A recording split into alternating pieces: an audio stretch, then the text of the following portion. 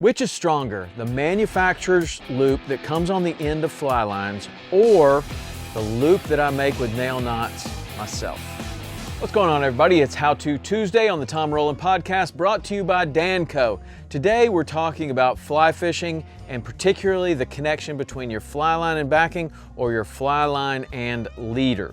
When you buy a new fly line these days, a lot of them, just like this Cortland Precision, come with a manufacturer's pre-made loop in the front and also in the back. So what you would do here is a loop-to-loop connection with either a bimini twist to your backing or some sort of other loop knot to your leader.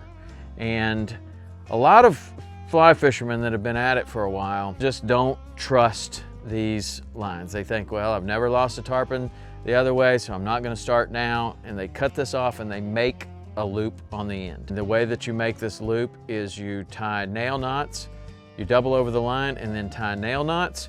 It is best if you can tie it with a tie fast nail knot tire. This is probably the cheapest piece of fishing gear that you could ever buy. I don't know how much it costs, but not much. It's a simple folded piece of aluminum that makes a really good knot. So if you're not very good at nail knots or you just want to tie the perfect nail knot every time, this tool is highly suggested. So what we're going to do today is we are going to test a welded loop versus a loop that I created with nail knots and see which one's the strongest. Here we go.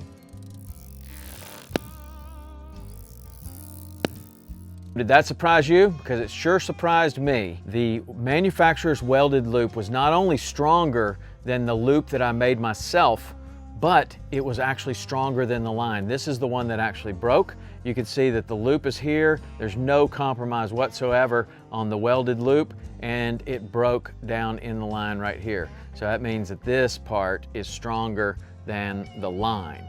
So I will have 100% confidence in this. It was interesting also to see what the difference was. While this one broke in the line and the loop remained perfectly strong, when I did the nail knots to make my own loop, what ended up happening is the loop actually pulled out of the nail knots. It didn't break, it slipped out of the nail knots.